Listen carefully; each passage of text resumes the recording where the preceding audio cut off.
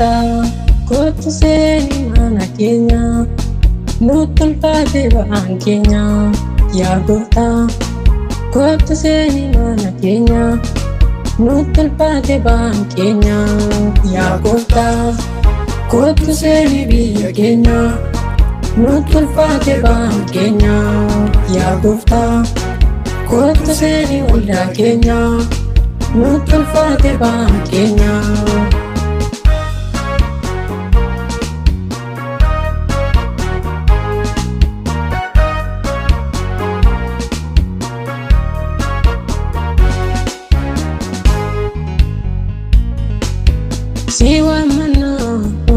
Siwa mana Yesus kottu siwa mana Yesus kottu sikadana Yesus kottu siwa mana Yesus kottu wallaltonni baay'een siwamu dadhabdoonni baay'een siwamu kottu yaa Waaqayyo nuti si eegganna kottu Yesus nuti si eegganna. Eenyu qabna yaa gooftaa kan itti himannu eenyu qabna yaa gooftaa nuti kan waammannu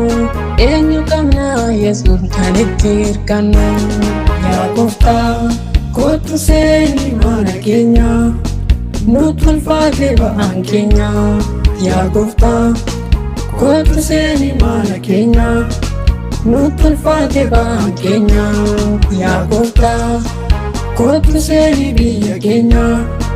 nutti ulfaate ba'aan keenya yaa gooftaa kottu seeni waldaa keenya nutti ulfaate ba'aan keenya.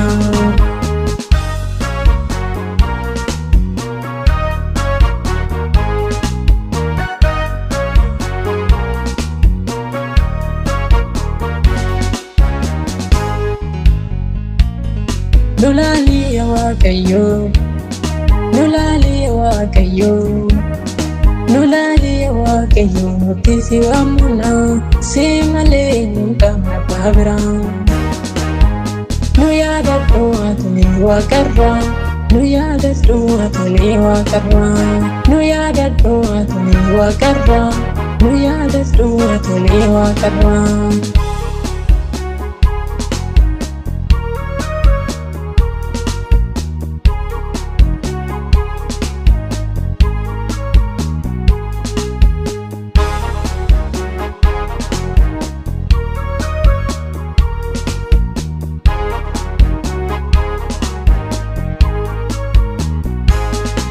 Galpatabanne fuula kee dhaabbanna